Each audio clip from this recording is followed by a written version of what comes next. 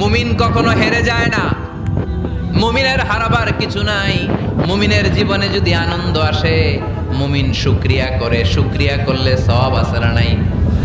আর মুমিনের জীবনে যদি দুঃখ আসে, মুমিন সবর করে, ধৈর্য ধরে, ধৈর্যেও সওয়াব আছে না নাই?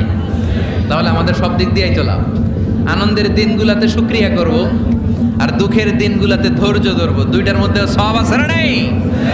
এজন্য বিশ্বনবী বললেন, আজাবান লি আমরিল মুমিন, মুমিনের বিষয়টা খুবই আশ্চর্যের। ফাইন আসাবাতহু সাররাউন শাকারা, মুমিন যদি আনন্দে থাকে সে শুকরিয়া করে, শুকরিয়া করলে লাভ আছে না নাই?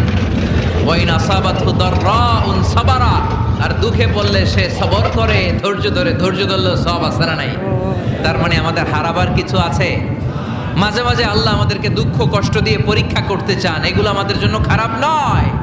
এই দুঃখ কষ্ট বিপদ আমাদের কোমরকে সোজা করে, আমাদের পায়ের